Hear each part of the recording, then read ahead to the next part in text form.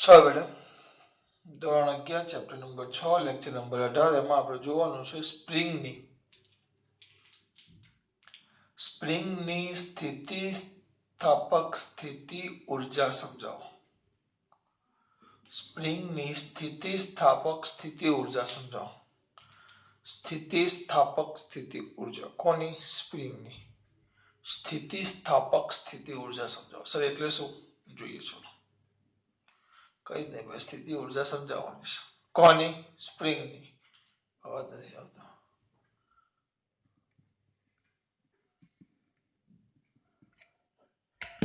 સ્પ્રિંગની સ્થિતિસ્થાપક સ્થિતિ ઉર્જા સમજાવો. એના માટે પહેલા આકૃતિ દોરવી ધ્યાન આપજો. એક દ્રઢ આધાર છે, દ્રઢ આધાર.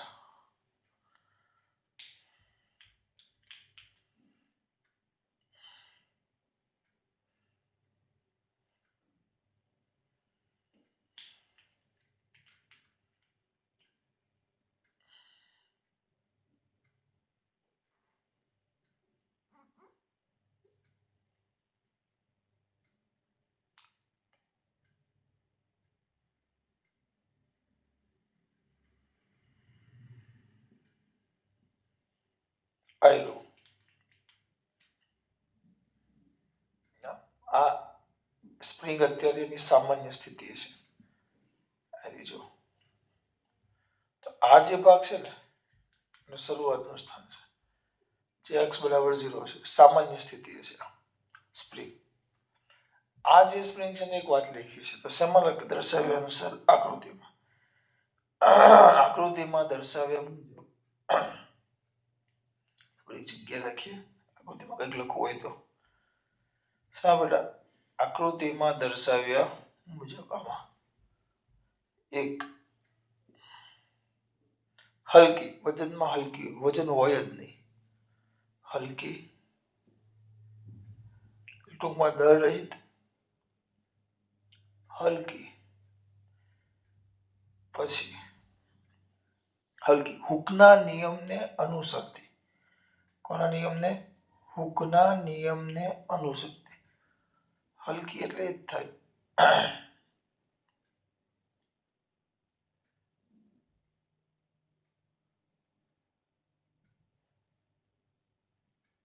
હુકના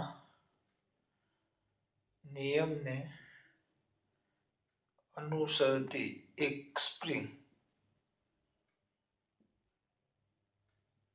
ધ્યાનમાં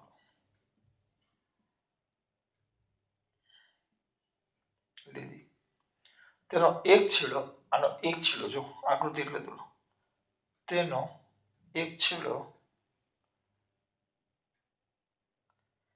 એમ દળના બ્લોક સાથે, એક છેડો એમ દળના બ્લોક સાથે અને બીજો છેડો જો આકૃતિમાં જોડો ક્યાં છે? અહીંયા છે. આયલો. તો આને તો જડિત આધાર કહેવાય. જડિત આધાર છે.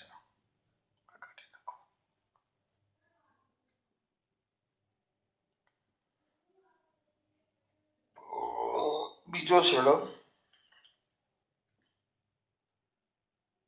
જડિત આધાર સાથે જોડો. ચલો આટલી વસ્તુ એવું. એટલે મેં કઈ જ નથી કર્યું. મેં શું કર્યું છે જોઈએ. પહેલા આ બાજુ સૂત્ર આકૃતિ દોર્યા પહેલો ભાગનું વર્ણન કર્યું મેં. હા, તમારે એમ લખવું યાર તો આને આકૃતિ એ કહી દેવાની. એ આકૃતિ તમારી તે લખી શકે. આકૃતિ એમાં દર્શાવ્યા મુજબ હલકી અને હુકના નિયમને. સર આ હુકનો નિયમ એટલે શું? હમણાં આવશે. ટૂંકમાં કોઈ પણ સ્પ્રિંગ હોય, સ્પ્રિંગ કહી દો, સ્પ્રિંગ હોય, સ્પ્રિંગના છેડે વજન લટકાવો. સ્પ્રિંગના છેડે શું લટકાવો? વજન. તો સ્પ્રિંગના છેડે વજન લટકાવો તો સ્પ્રિંગની લંબાઈમાં વધારો થાય, અને એ વધારો તેને છેડે લટકાવેલા વજનના સમપ્રમાણમાં. ટૂંકમાં સ્પ્રિંગ હોય 5 કિલોગ્રામ લટકાવો તો 5 સેમી લંબાઈ વધે, તો 10 કિલોગ્રામ લટકાવો તો કેટલી લંબાઈ વધે? 10 સેમી. 25 કિલોગ્રામ લટકાવો તો 25 સેમી લંબાઈ વધે. તમે જેટલો લંબાઈ નીચે દળ લટકાવો એટલે સમજી થાય ને વજન પર લાગે. વજન તો લંબાઈમાં થતો વધારો તેના છેડે લટકાવેલા વજનના કયા પ્રમાણમાં હોય? સમપ્રમાણમાં. એ થઈ ગયો તમારો હુકનો નિયમ. તો આ બંને થોડા જડિત કરી લેશે એટલે આટલી વસ્તુ થઈ ગઈ. પહેલા હલકી અને હુકના નિયમને અનુસરતી એક સ્પ્રિંગ ધ્યાનમાં લો. તેનો એક છેડો જડિત આધાર સાથે બીજો છેડો એમ દળના બ્લોક સાથે જોડેલો છે. અહીં એક મિનિટ જગ્યા કેટલી જોઈએ? અહીં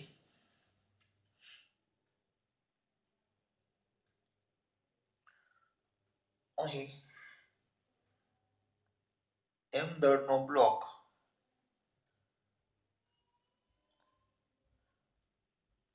તેની સામાન્ય સ્થિતિ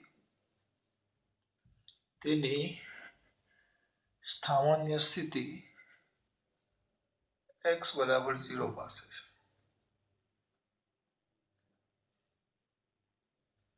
એ ક્યાં છે? એની સામાન્ય સ્થિતિ x બરાબર 0 પાસે છે. હવે શું કરવામાં આવે? જો અહીંયા ધ્યાન.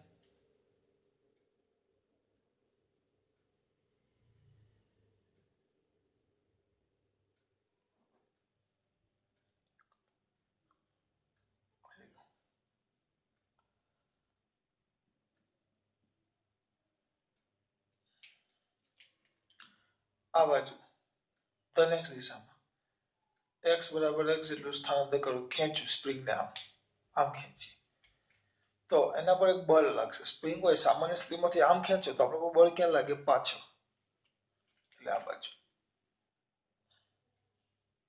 જેને આપણે પુનઃસ્થાપક બળ કહીએ. જૂની ચોપડીમાં એને પુનઃસ્થાપક બળ જ કહેતા, પણ અત્યારે એક નવું નામ આપ્યું સ્પ્રિંગ બળ. સ્પ્રિંગ વડે લાગતું બળ, સ્પ્રિંગ બળ. પછી આને એના જગ્યાએ દબાવો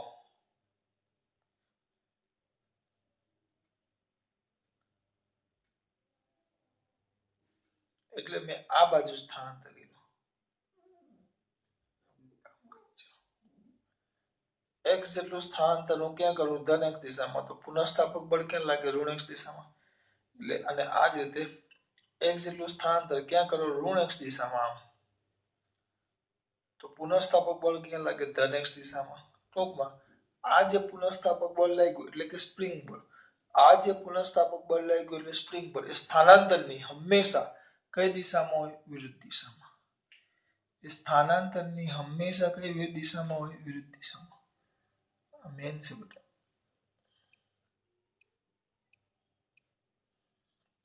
અહીંયા જ છે. હવે શેમાં દર્શાવ્યા અનુસાર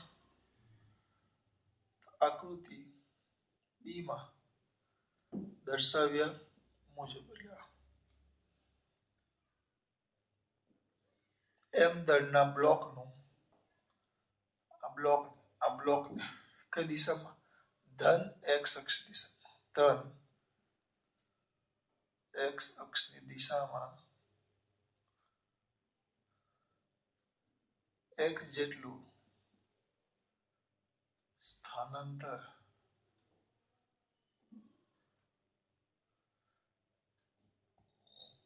કરાવતા બી માં દર્શાવ્યા મુજબ એમ દળના બ્લોકને ધન x અક્ષ દિશામાં x જેટલું સ્થાનાંતર કરાવતા તે ના પર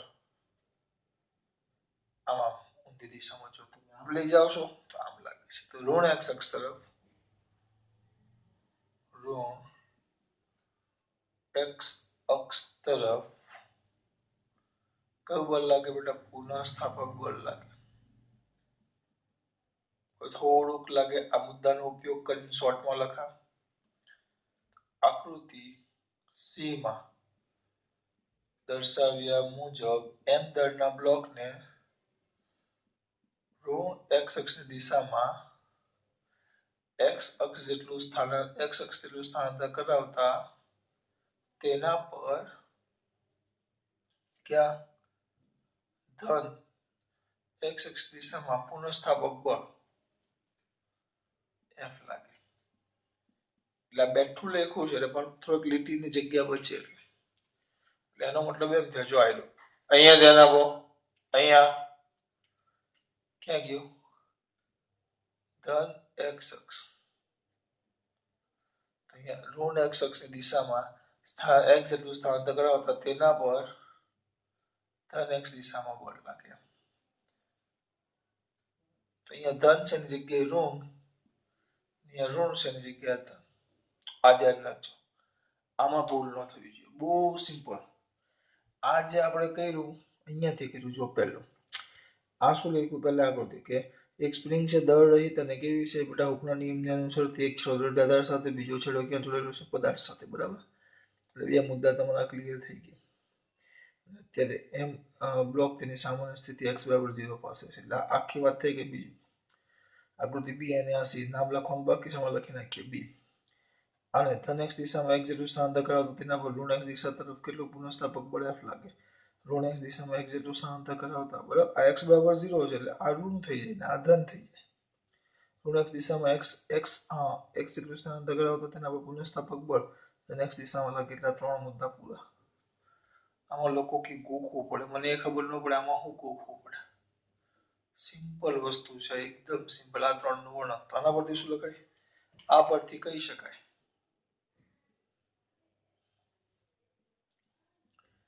આ પરથી કહી શકાય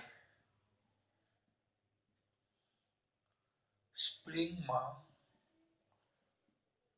ઉદ્ભવતું પુનઃસ્થાપક બળ, સ્પ્રિંગમાં ઉદ્ભવતું પુનઃસ્થાપક બળ, સ્પ્રિંગમાં ઉદ્ભવતું પુનઃસ્થાપક બળ એ બ્લોકના, આપણે બ્લોક શબ્દ વાપરવો છે, બ્લોકના સ્થાનાંતરના, જેટલું સ્થાનાંતર કર્યું એટલું જ બળ લાગે. બ્લોકના સ્થાનાંતરના સમપ્રમાણમાં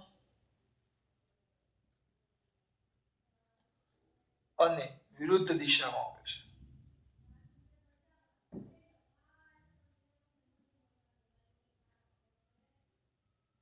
સમપ્રમાણમાં અને કઈ દિશામાં હોય છે? વિરુદ્ધ દિશામાં. ટૂંકમાં શું લખાય? F ચલે છે માઇનસ x, ચલે છે કાઢી નાખો. બરાબર, તો F is equal to minus kx. ચાકેને બળ અચળાંક અથવા સ્પ્રિંગ નો બળ અચળાંક કેમ કહેવાય? આ બળને આ જે પુનઃસ્થાપક બળ છે ને, જો પછી લખશું.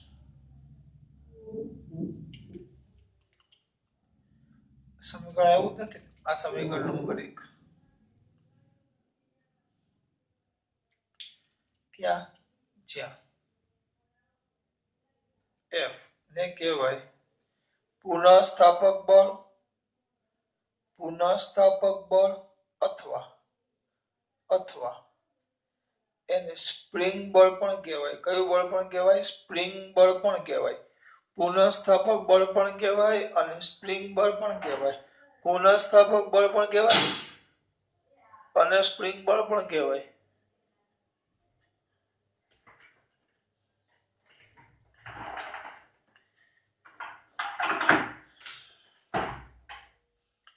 ખબર બેટા? આને પુનઃસ્થાપક બળ પણ કહેવાય અને સ્પ્રિંગ બળ પણ કહેવાય. કે એક સ્થાનાંતર બ્લોકનું સ્થાનાંતર બરાબર કે બળ અચળાંક, સ્પ્રિંગ નો બળ અચળાંક અથવા ખાલી બળ અચળાંક પણ કહેવાય. તો એ આવે F/x, એટલે એકમ થાય ન્યૂટન પર મીટર. એનો એકમ F એટલે ન્યૂટન ને x એટલે મીટર, એટલે એનો એકમ શું થશે? ન્યૂટન પર મીટર. શું થશે બેટા? ન્યૂટન પર મીટર. પારિમાણિક સૂત્ર લખવાનું. પારિમાણિક સૂત્ર તો m0 સોરી બળ ને બળ એટલે 112 m1 l1 t - 2 112 છેલ્લું માઇનસ m l1 તો m1 l0 t - 2 થઈ ગયું.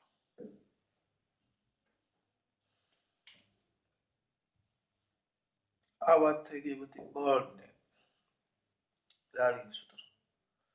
તો તમને એમ કીધું પણ આપણને તો સ્થિતિ ઊર્જાનું સૂત્ર મેળવવાનું કીધું છે. કયું સૂત્ર? સ્થિતિ ઊર્જા. તો સૂત્ર શું આવે કે કયું સૂત્ર મેળવવાનું કીધું છે? સ્થિતિ ઊર્જા. તો એ તો બહુ સિમ્પલ છે. સ્થિતિ ઊર્જાનું સૂત્ર તો જો અહીંયાથી રાખો. એક જ મિનિટ. આપણે કેટલું સ્થાનાંતર કર્યું? 1 જેટલું. હવે ધારો કે બ્લોકને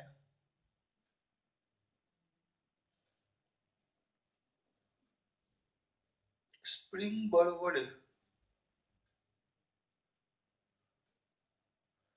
x બરાબર 0 થી x બરાબર xm સુધી સ્થાનાંતર કરાવવા કરવું પડતું કાર્ય. ડાયરેક્ટ સૂત્ર આપણે ભણી ગયા w integration f dx. x બરાબર, કારણ કે ચલ બળ કહેવાય, x સાથે બદલાય છે એટલે ચલ બળ કહેવાય. તેના માટે આ સૂત્ર હતું. ક્યાંથી? x બરાબર 0 થી x બરાબર xm. કિંમત મૂકો. ઇન્ટિગ્રેશન -kx dx 0 થી xm. એક કામ કરું, આ જગ્યા સાફ ઉકળી જશે. ઇન્ટિગ્રેશન 0 થી xm -kx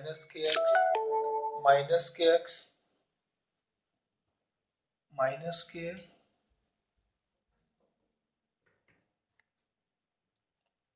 એક minute air mode -kx dx એટલે ખાલી અહીંયા k ના જગ્યાએ kx લખી નાખ્યું. -k અચળ x છે તો સંકલન, તો જે ઘાત છે ઘાતમાં વધારો, વધેલી ઘાત છે, લિમિટ 0 થી xm is equal to -k/2 upper limit મૂકો તો xm² ને લોઅર લિમિટ મૂકો તો 0. તો સૂત્ર આવશે -1/2 k xm². આ સ્પ્રિંગ વડે થતું કાર્ય છે. સ્પ્રિંગ બળ વડે આ કાર્ય, કારણ કે આપણે સ્પ્રિંગ બળ લખ્યું, બરાબર. આટલું સ્પ્રિંગ બળ કાર્ય કરે તો આપણે બાહ્ય બળ વડે કાર્ય કઈ દિશામાંથી અને વિરુદ્ધ દિશામાં, કારણ કે જેટલું સ્પ્રિંગ બળ લગાડે, દાખલા તરીકે સિમ્પલ વસ્તુ, જો આ બ્લોક અહીંયા છે તો હું આને આમ ખેંચું તો સ્પ્રિંગ બળ આમ લાગે. તો મારે એને આ બાજુ સ્થાનાંતર કરાવવું હોય તો બાહ્ય બળ મારે આમ લગાવવું પડે. તો બાહ્ય બળ ક્યાં આવે? સ્થાનાંતરની. આને અહીંયાથી આમ ખસેડવું હોય તો સ્પ્રિંગ બળ આટલી વિરુદ્ધ દિશામાં લાગે, એટલે આ સ્પ્રિંગ બળનું કાર્ય એવું, કારણ કે -kx છે. તો બાહ્ય બળ જેટલું સ્પ્રિંગ બળ વડે કાર્ય કરે, સ્પ્રિંગ બળનું જેટલું કાર્ય થાય એટલું જ કાર્ય બાહ્ય બળ વડે થતું કાર્ય. તે લખાશે બાહ્ય બળ વડે થતું કાર્ય. તે થઈ જશે w is equal to 1/2 kxm², જે સ્પ્રિંગમાં સ્થિતિ ઊર્જા સ્વરૂપે, સ્પ્રિંગમાં કયા સ્વરૂપે? સ્થિતિ ઊર્જા સ્વરૂપે સંગ્રહ પામે. આ ધ્યાન રાખજો, કારણ કે જેટલું તમે બાહ્ય બળ લગાડો એ બધું આની અંદર સ્થિતિ ઊર્જા સ્વરૂપે સંગ્રહ પામે. સ્પ્રિંગના કયા સ્વરૂપે સંગ્રહ પામે? સ્થિતિ ઊર્જા સ્વરૂપે સંગ્રહ પામે. બરાબર, સંગ્રહ પામે. આ ઊર્જા સ્પ્રિંગના સ્થિતિસ્થાપકતાના ગુણધર્મને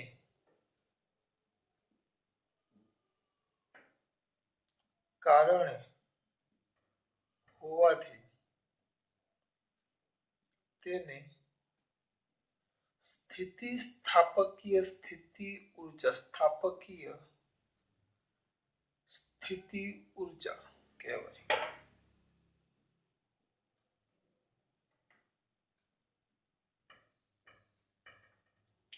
આ થઈ ગયું સ્પ્રિંગ બળ વડે થતું કાર્ય.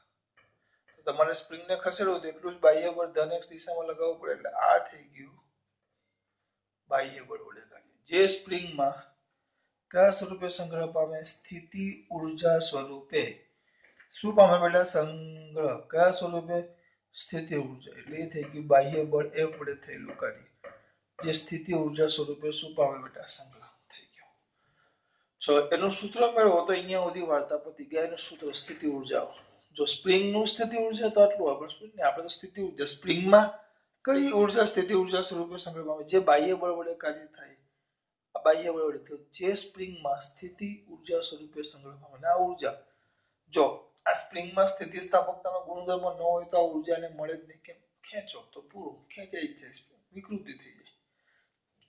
એટલે આ જે ગુણધર્મ છે સ્પ્રિંગની સ્થિતિસ્થાપકતાના સ્પ્રિંગની સ્થિતિ ઉર્જાના સ્વરૂપે સંગ્રહ પામે છે. એટલે આ સ્થિતિસ્થાપકતાનો ગુણધર્મ છે એના લીધે આ ઉર્જા આવી. જો ન હોય તો સ્પ્રિંગને ખેંચો તો પાછું ન આવે એમને એમ જ રહે તો કઈ કાર્ય ન થાય તો ખેંચાઈ જાય વિકૃતિ ઉત્પન્ન થઈ કહેવાય આગળ બદલાઈ ગયું કહેવાય સ્પ્રિંગનું ઉર્જા ન મળે એમાંથી તમે આમ ખેંચો તો સ્પ્રિંગનો ગુણધર્મ છે પાછો પોતાની મૂળ સ્થિતિ પ્રાપ્ત કરે એટલે એ ગુણધર્મને કારણે એ ઉર્જા મળે છે. એટલે એને નામ આપ્યું સ્થિતિસ્થાપકતાના ગુણધર્મને કારણે મળે એટલે એને કહેવાય સ્થિતિસ્થાપકીય સ્થિતિ ઉર્જા.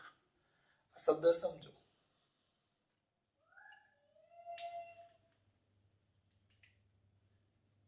હવે બહુ સિમ્પલ બેટા.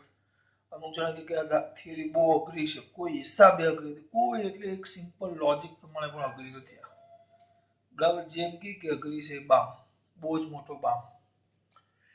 જો એક વાર ખાલી જોઈ લો પહેલી આકૃતિ. એક સ્પ્રિંગ લો હલકી અને હુકના નિયમને અનુસરતી એ એક છેડો દળાવવા સાથે બીજો છેડો બ્લોક સાથે જોડો. અત્યારે એની સામાન્ય સ્થિતિ x બરાબર 0 પાસે છે. તેને x દિશામાં x જેટલું સ્થાનાંતર કરાવો તો બળ ઋણ x દિશામાં લાગે. ઋણ x દિશામાં x જેટલું સ્થાનાંતર કરાવો તો બળ ધન x દિશામાં. અહીંયા સુધી પહોંચી ગયા એટલે આ પરથી આ બળ જો આમ જાય તો આમ લાગે આમ જાવ તો આમ જાવ સ્થાનાંતરના સમપ્રમાણમાં અને વિરુદ્ધ દિશામાં હોય છે. અહીંયા હવે f બરાબર f ચલે છે x અને f બરાબર -kx પછી આને માહિતી કરી દીધી. હવે આ તો કાર્ય છે સૂક્ષ્મ સ્થાનાંતર dx એટલું તો આપણે સૂત્ર ભણી ગઈએ પુનઃસ્થાપક બળ વડે છે સ્પ્રિંગ બળ વડે છે અને આ બાહ્ય બળ વડે થતું કાર્ય. આ જે કાર્ય થાય એ સ્પ્રિંગમાં સંગ્રહ પામે સ્થિતિ ઉર્જા સ્વરૂપે એટલે એનું સૂત્ર આવી ગયું. આ ધ્યાન રાખજો. ખબર પડી બેટા. હવે આમાં એક બે મુદ્દા છે થોડાક બરાબર. આપણે જો ઉર્જાનું સૂત્ર પૂછ્યું તો અહીંયા સુધી પણ અંદર એક બે મુદ્દા છે ને તો આપણે જોઈ લઈએ. ખાલી આકૃતિ પૂછી નાખું છું દીકરા તમને એમ ન થવું જોઈએ કે સર પૂછી નાખ્યું.